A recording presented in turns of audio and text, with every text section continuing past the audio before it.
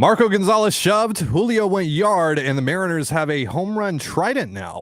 The vibes were great this afternoon until they weren't. Our thoughts following Seattle's 5-3 loss to the Brewers coming up here on the Locked On Mariners postgame show. Colby, hit it.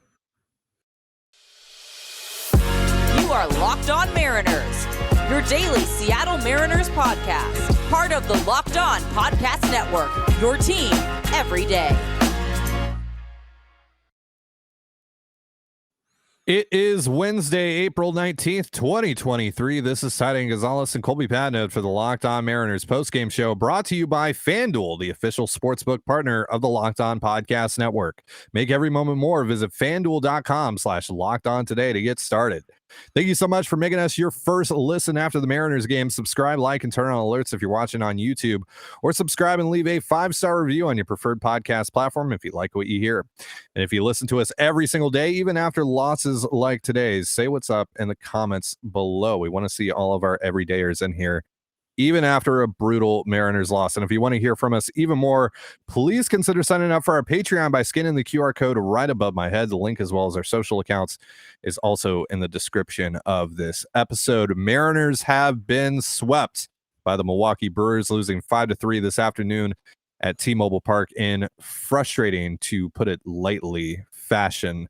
Marco Gonzales goes 6+ innings pitched, 2 earned runs allowed on 4 hits. Both of those earned runs were allowed to cross home by Matt Brash, who gave up 5 in total in the 7th inning to allow the Brewers back into this game and to ultimately win this game. Marco also posted 9 strikeouts, tying his career high in that category. Just 1 walk, and Colby, the most impressive number here from Marco, just 1 hard hit ball allowed. But as we found out today, the Brewers didn't need hard hit balls to win this game. In that 7th inning against both Marco and Matt Brash, they had 5 singles, with 4 of which registering somewhere in the range of 55 to 80 miles per hour, roughly. And then a couple of hard hit balls to drive in some runs afterwards. But this is one of the worst ways that you can lose, because it's just so frustrating and you can't do anything about it. And it's just the BABIP gods shoving their proverbial middle finger right in your face. I hate it here. I hate it here. This is the worst. All right, Yeah. Michael Scott. Yeah. Let's calm down a little bit. It is frustrating because you can't even really point the finger at anybody, so to speak, because what do you want pitchers to do? They're getting soft contact. It's just, landing in spots where there aren't dudes covering, and that's part of baseball. It's really frustrating, especially today, like you said, because this was, pretty much 2020 Marco to a T. And you guys remember how dominant pandemic Marco Gonzales was. And hey, but you know what? On the plus side, this is the second really good outing in a row, and it feels like he's maybe found something. So we'll see. But it was frustrating, especially when you bring out your strikeout artist to kind of get out of a jam, and he just continues to struggle with his command. Brash was not good again today. We're probably going to have a conversation about at what point do we either remove him from these high leverage roles, or do we just send him back to the minors? Because it was a struggle, and it has been so far, and you never really know what Matt Brash you're going to get. He was really good last night. Tonight, not so much. And so you're kind of at a loss here, and without Munoz to pick up the slack in these high leverage situations, you're at least an arm short. So it's a bummer when you lose like that, but the offense overall wasn't good enough at either. Terrible. You can't score 2 runs off of Lauer, and Lauer wasn't very good tonight. I know the broadcast, Aaron and Dan were singing his praises, but he was not very good. He left a lot of pitches in the middle of the plate. They just couldn't string together really anything, any kind of hits against him. It's just a frustrating game overall. There actually were several highlights in this game, and had they held on to win, this would have been, a really fun post-game show, because there's a lot to be excited about off of this performance. But, unfortunately, the BABIP gods and Matt Brash and the Mariners offense decided to ruin the party. Once again, though, they had a chance to tie the game or win the game late, bases loaded, and they failed to get the big hit that they need. It's kind of been a constant theme over the last 10 days or so. The Mariners don't have really any issue getting guys on base. They're just having issues getting that big hit to kind of break things open or to, win late. And they just haven't gotten it right now. So it's a bit of a struggle. We'll see. I don't think this is karmic retribution for the number one run games the Mariners have won the last 2 years. That's, to be frank, idiotic. But it is what it is. It's tough. It's tough sledding right now, but they're 8-11. It's April 19th.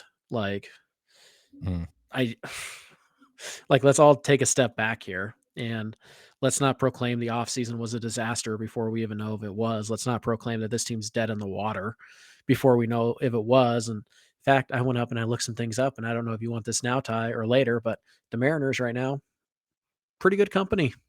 So I don't think it's time to panic. It is frustrating. There's no doubt.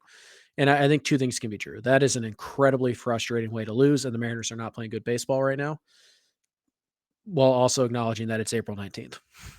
Sure. We're 19 games into this. Yeah, let's do the positive spin later because there are some other positive things. Ty wants you to mentioned doom scroll. You mentioned there's quite a few positive things, some really cool things that happened in this game. Jose Caballero getting his first major league hit, that was really cool. But we'll save that for later. We'll try to end this show on a positive note. But for now, Colby. Sounds like only one of us has the capabilities of ending this thing on a positive note because Ty is down bad. You said earlier that this is one of those Gonzalez. Yeah, you said earlier that this is one of those games where there really isn't anyone to point the finger at. No, I'll happily point the finger at this offense. This was pitiful. Only getting 2 runs off of one swing of the bat against Eric Lauer, unacceptable considering the stuff that he was throwing today.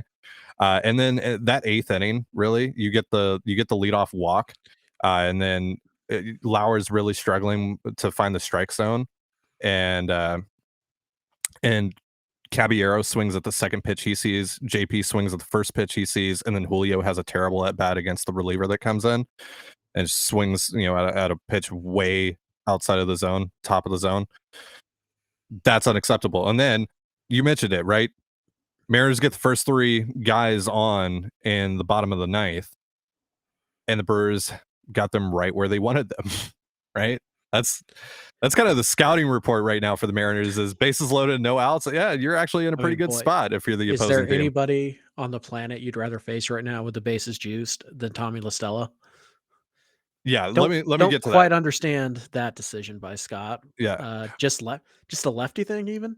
And by the way, if you want the lefty righty thing, wouldn't you rather go to Hummel because at least there's speed there? So if he hits the ball on the ground, he has a chance to beat it out. That's a weird decision by Scott, but yeah, the offense, man, it's been atrocious all series. So Raleigh pinch hits, strikes out. Horrible at bat. Horrible. Kelnick comes up, non-competitive. RBI single. Nice, good job, Jared. Great.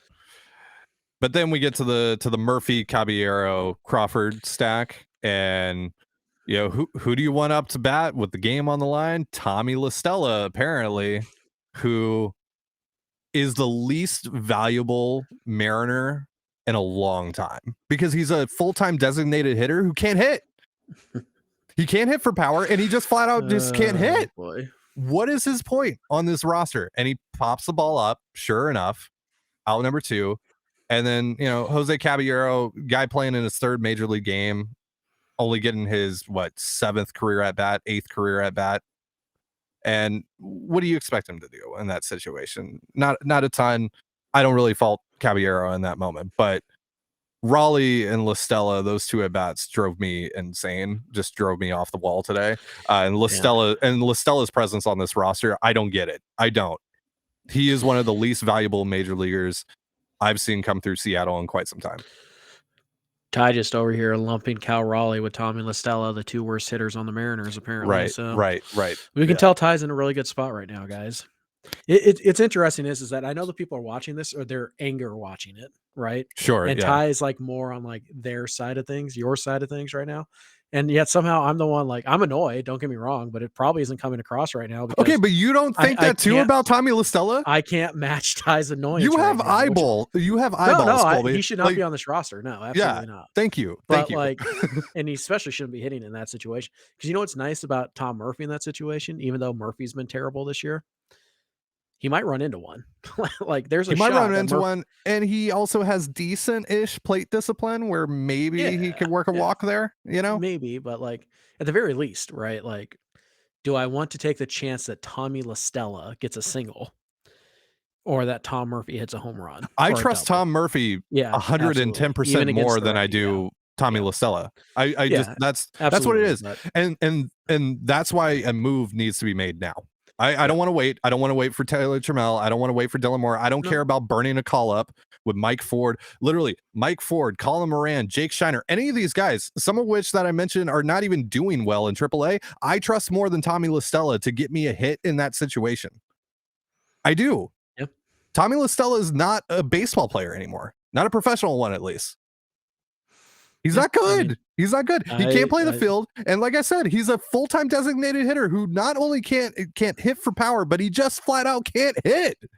What is his role? mm, What is the point of his existence on this roster? 55 grade rant. I needed to get that out. I I could tell. I tried to take a step back. You know, we didn't record this right after the end of the game. I tried to Pretty take a step close. back and chill for like a few minutes, but no, I've been stewing on this the whole time. I Yeah, don't get it. I don't get it. He should not be on the roster tomorrow. They have an off day tomorrow. Great day to make some roster moves. I implore them to do that. yeah, let's go ahead and let's get to segment 2 so Ty can catch his breath a little bit. Okay. I want to talk about Marco some more. I want to talk about what you saw out of Marco, what led to his success today, and what's leading to his success overall over the last couple starts. But first, a reminder for our listeners here that today's episode is brought to you by eBay Motors. For a championship team, it's all about making sure every player is a perfect fit. It's the same when it comes to your vehicle. Every part needs to fit just right.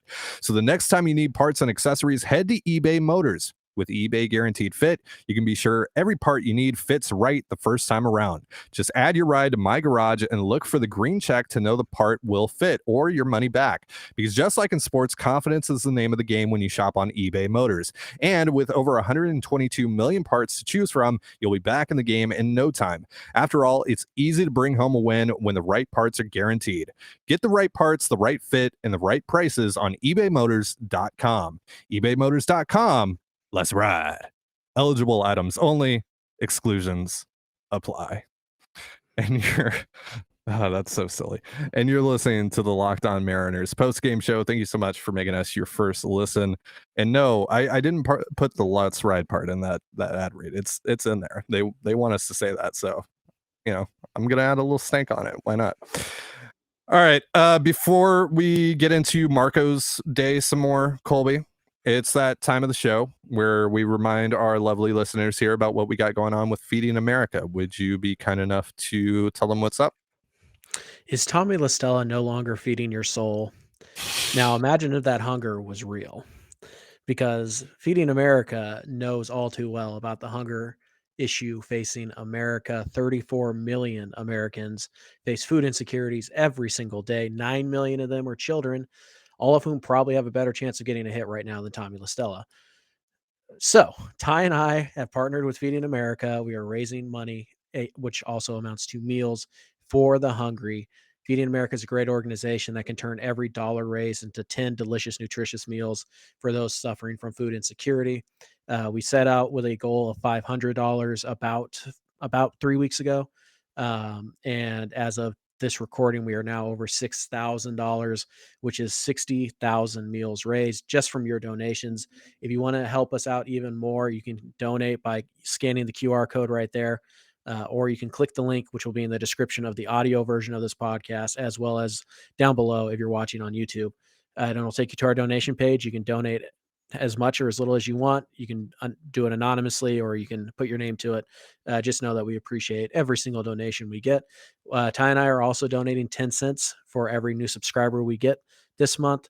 We're nearly at 7,000, which would be about 550-ish subscribers so far, which would be 550 meals raised just from pushing the subscribe button down below. So it's been an incredible opportunity, guys. If you want to continue to help out, again, donate, subscribe, tell your family, tell your friends to subscribe to the channel or to donate themselves. Go to your bosses, go to your place of employment, see if they will match your donation. A lot of places will do that.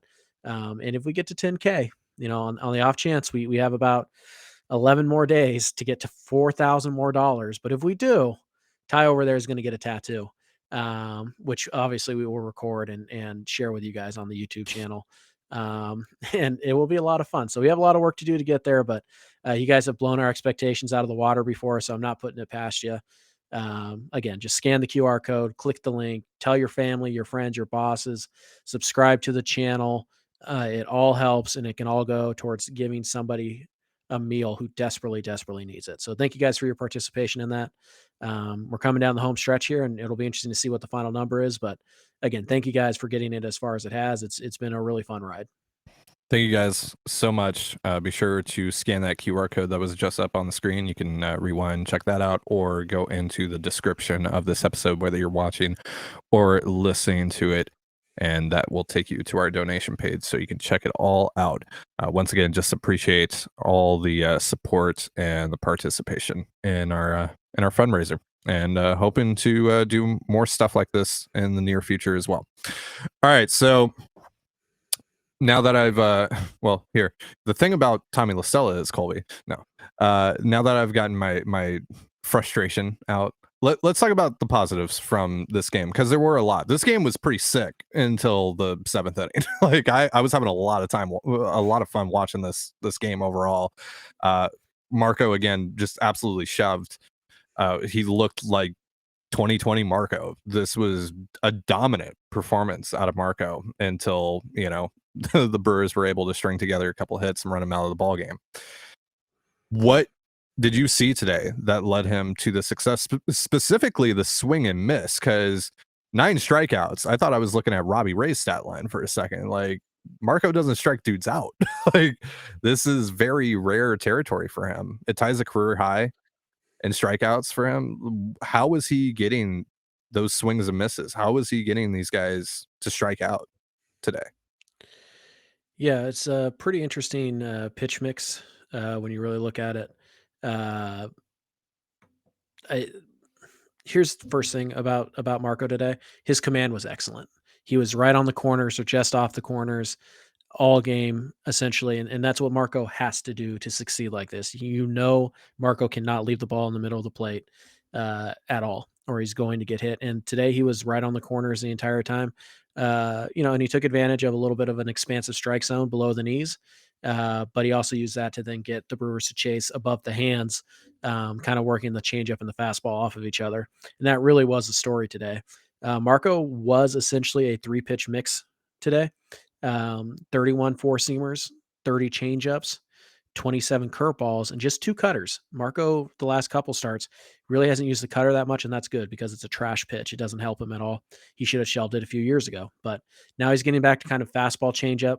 Those are the 2 pitches he's using right now, and he's mixing in the curveball enough that it's really kind of keeping hitters off balance and on their front foot a little bit. When you look at what Marco did today, 13 whiffs, which is a high number for Marco, but also 18 called strikes, 34% called strike plus whiff.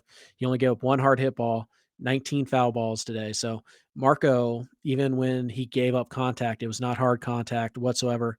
He had the Brewers out on their front foot the entire time. Today, the real hero of the pitch today was the changeup, though. It was simply sensational. 18 swings on it, got 6 whiffs, also got 4 called strikes on it. It was really good. The fastball set it up nicely. You see what can happen when Marco has the command of his fastball, even when it's 88, 89, 90 miles an hour. He can set up both of the other pitches, both the other offerings, and the changeup was just really good today. So it was just kind of a classic, veteran lefty taking advantage of a pretty aggressive lineup that they stacked with a lot of righties. And Marco countered with a fantastic changeup and pinpoint control today. So Yeah. it really was, the closest to 2020 Marco we've seen in a long time. And this is kind of 2 outings in a row, one against Cleveland, one against Milwaukee, both really solid teams where Marco's gone out and we've seen him have better command of his stuff. Today it led to more strikeouts. It's not really going to be the norm for Marco, but right now Marco's at a little over 8 Ks per 9. If you get that from Marco Gonzales for the rest of the year, he's not the guy you're kicking out of the rotation. Like, that is a legitimate 3 or 4 win pitcher with his command and his control. Ground balls have gone down a little bit. Marco is being ultra careful to pitch around the corners. He's not giving in to hitters in 3-1 counts. He's not afraid to walk guys either right now. Mhm. He can trust him. He trusts himself to get back into counts by, hitting the corner. And if he doesn't, oh well, I'm not going to throw a fastball down the middle. I'm not going to throw my worst pitch, which is my cutter, to try and get back in this count. I'm going to pitch, and I'm going to pitch on the corners no matter what. And he's accomplished that his last 2 times out, 11 2/3, 11 2/3, I think 11 strikeouts, and just 3 earned runs. That's going to play for Marco, and that's better than a number 5 like he's been the last few years. Right. Marco Gonzales right now, or well, his last 2 starts. Let's not think it's going to, repeat itself, but over his last 2 starts, Marco's been a legitimate number 4 starter and maybe even a little bit better. And that's Mhm. much needed right now with Chris Flexen's struggles. The command was more or less excellent today. And Mhm. that's the big key, right? Because like you said, in order for Marco to have success, he has to cherry pick the corners. And he's doing that more or less at will right now over the last 2 starts. So Yep.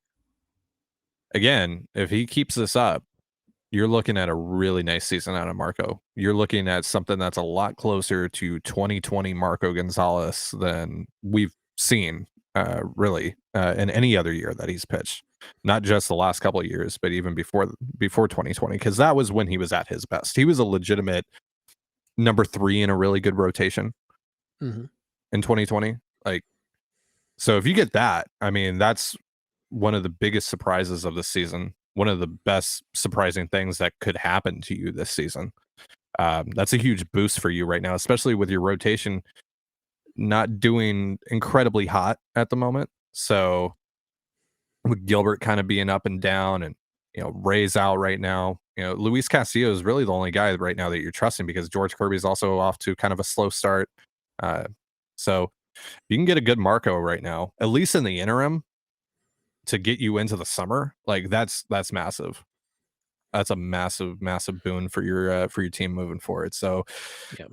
again, some positives today, to be sure. Like I said, this game was pretty fun until that 7th inning happened. Just say it, Ty, until your boy Matt Brash walked into the game.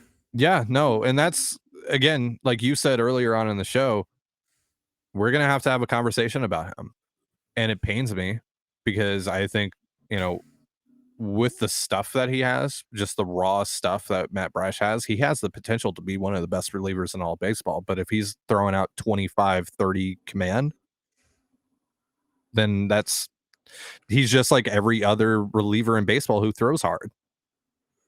Mhm.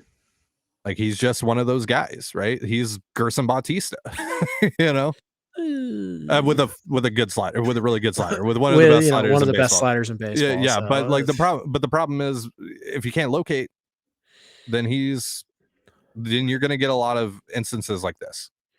if you can't locate, then all teams are going to do is they're going to sit on the fastball, Yeah. and anything down in the zone they're going to spit on because they're going to assume it's going to break out of the zone. So they're just going to wait for you to make a mistake with your fastball. And And dude, all just throw the slider more, please. Just throw the slider more. I am begging I you. mean, if it all comes back to command and control. He just doesn't have it right now. It's legitimate, 30 command, maybe 35 control, 40 on the 20/80 scale. It's well below par. And at some point, the Mariners have to have that conversation about, do we need to send him down to AAA to get this figured out? I don't know if we're there yet, but I think you probably need to remove him from some of these high leverage Yeah, situations, agreed. especially in that particular one, because you didn't need the strikeout. A ground ball would have worked just as well. You could have turned 2 on that and gotten out of that inning. But again, Scott's going to give guys some chances here until they decide that they can't do this anymore. And it's early enough in the year that it's you understand why Scott would give him that opportunity. But now we've seen it a few times.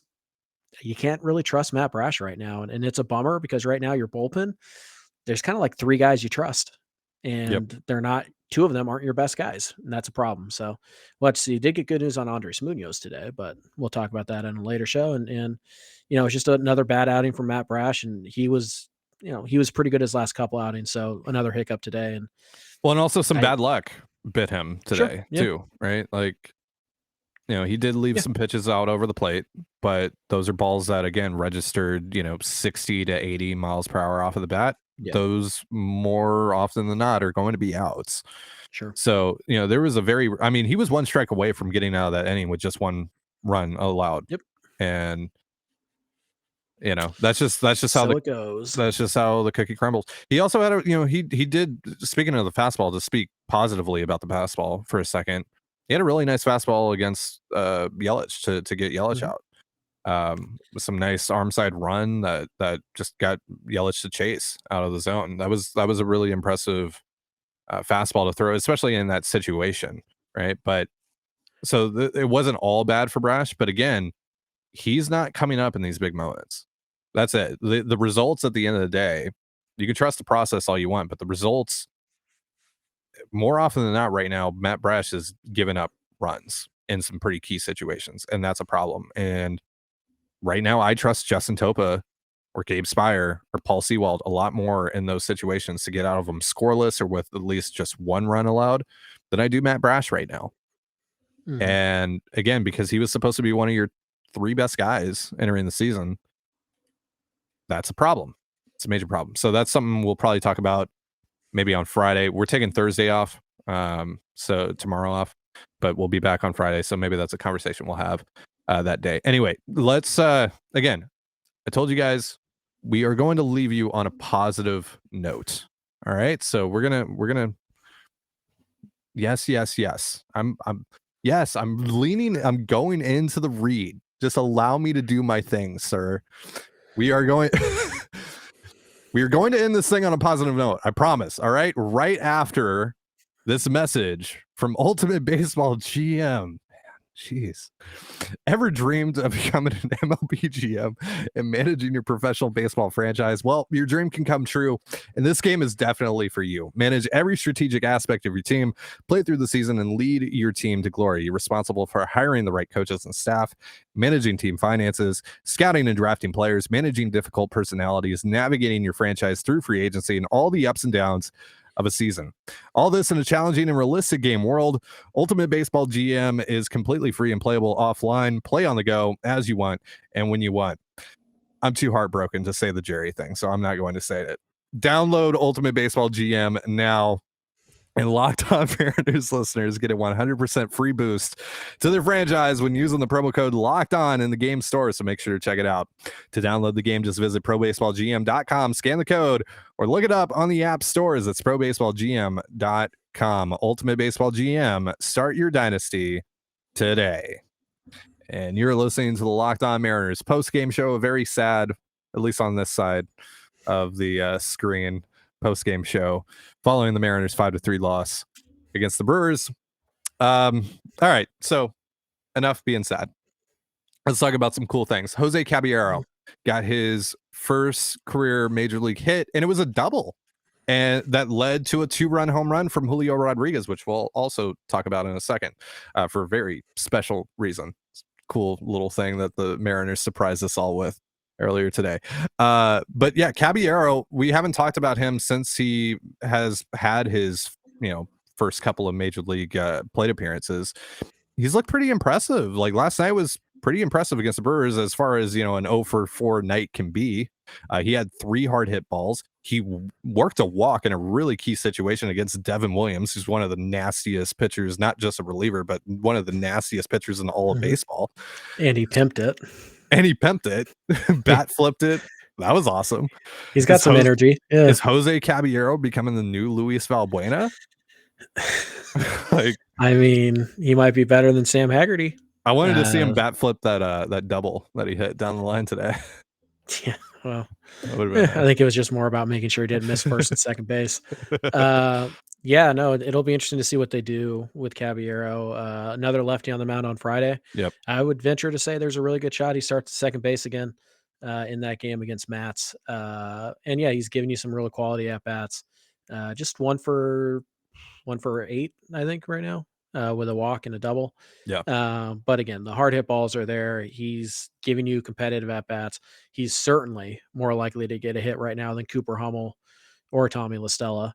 And we'll see what they decide to do on Saturday, assuming Sam is actually able to play on Saturday. We don't know. It's a 7-day IL. That's the earliest he could come back, but it's a concussion. So we're not Yeah. sure which way that's going to go. That could be multiple weeks. That could be, he's ready to go. But I think if it is this Saturday, I have a hard time imagining how you send down Caballero instead of optioning down Hummel or DFAing Stella, just based on what we're seeing. Because Caballero also, by the way, stolen base last night. Like he can run, Yeah. works counts, high on base percentage guy. I think he was at 450 on base last year in the minors. Like it's a guy who can do some things for you. Awesome. He can help you out. I wouldn't expect him to be he's not an everyday type. And I really don't think that he's ideally on your roster when everybody's healthy. But for now, when you're not healthy, you need a guy who can move around a little bit in the infield. You need a guy who can run. You need a guy who can make some contact. Caballero, and he's been pretty solid so far. So it's good to see. Yeah, maybe he can be what Sam Haggerty was to you last summer, right? Maybe he's that guy, and maybe he's someone that does eventually etch a role out for himself long term on the roster. He's looked good. I've been impressed with him overall. As far as like a guy only has like 1 hit and 8 plate appearances. Again, the quality of those plate appearances though has been really nice. Like you should be pretty happy with what you're seeing out of Jose Caballero so far. For someone that's been a career minor leaguer, a little bit on the older side, and Chills. he's looked like he actually might be able to belong. But so let's talk about what happened right after the Caballero double.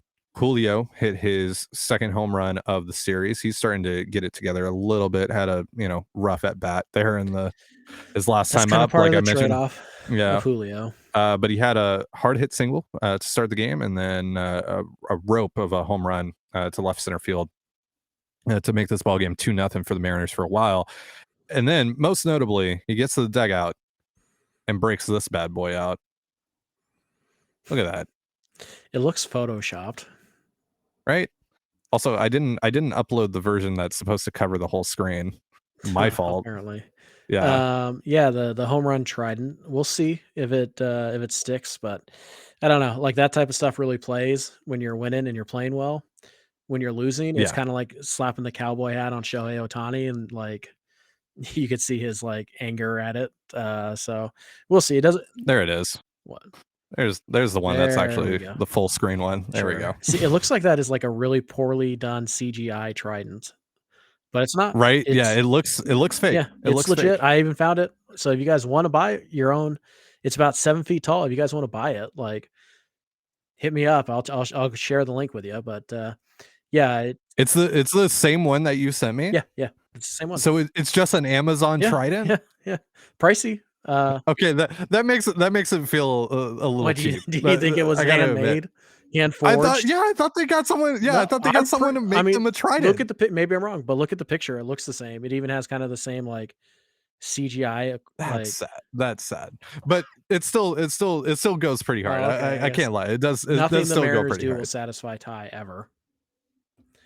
Wow, John Stanton is so cheap he couldn't even buy them a real Trident. Said someone in the comments probably. Okay, but seriously, this is really cool. I like home run props. I like the home run jacket that the Blue Jays have. I like this whole like beer bong thing, or water bong thing that the Orioles are doing after home runs right now. Like that's cool. That's fun. There's just, I don't know, there's something that's neat and charming about having something like that to me. So I like this. I'm all about this. This is right up my alley. All right. That's fair. So and I love the pose by Julio afterward. Oh, he sold it. Yep. It's he slammed a great it down. Like, he looks like that thing belongs to him. Like Julio knows how to work the Trident. Like that is accurate. Yeah. The only annoying thing is that anytime. Great quote by Colby Patnote. The only thing that is annoying about it is and I've already seen it. Like people will be like, when the Mariners stump, be like, "Did somebody put the stupid Trident upside down?" Like that's a real thing. Grow up. You're 38. You don't believe in witchcraft.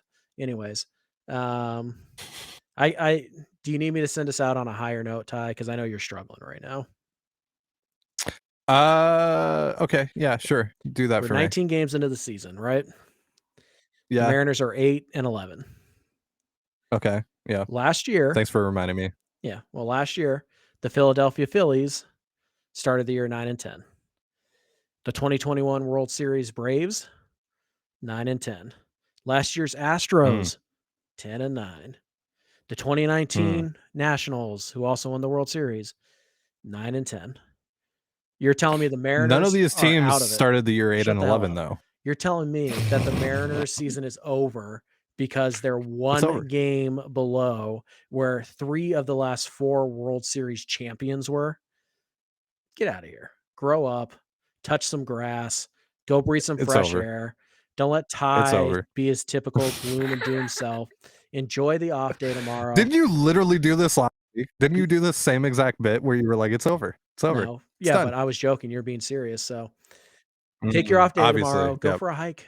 Go for a run. Get off the internet. Stop reading certain websites who are only there to try and belittle the Mariners' efforts because, oh, they got so lucky the last few years. Bite me. Go touch some grass. Live a life. It'll be fine. Trust me. What's the worst that happens? The Mariners don't make the playoffs this year? Oh, no. God forbid. God forbid. I mean, that would suck. It would I suck. not Yeah, like great. that. Is it worth really throwing a hissy fit online about? Really? Grow up, people. I might throw a hissy Well, fit the thing online about Ty about it. throwing a hissy fit online is he's doing it in real life. I'm gonna contract out your wife to take video of you throwing these fits. So yeah, grow up.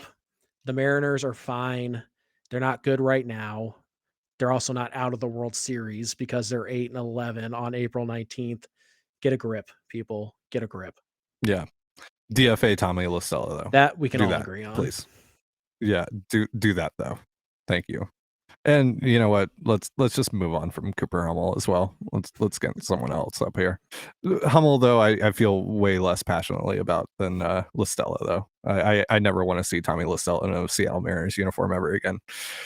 That's going to do it for our show. Thank you so much for joining us here on Locked On Mariners. For Colby Patnode, I'm Trident Gonzalez. Be sure to give us a follow on Twitter at @LO_Mariners. You can follow me at Dane Gonzalez. It's DANEGNZLZ. And Colby at CPAT11. That's CPAT11. Follow us on Instagram and TikTok as well over at Locked On Mariners. That's one word, Locked On Mariners. You can also find all that stuff in the description of this episode. Thank you again for making us your first listen. And like the Mariners, Colby and I are taking a day off tomorrow. Be sure to join us again on Friday as we get you set for Seattle's weekend series against the Cardinals. But for now, have yourself a beautiful baseball day, and we'll see you on Friday. Peace.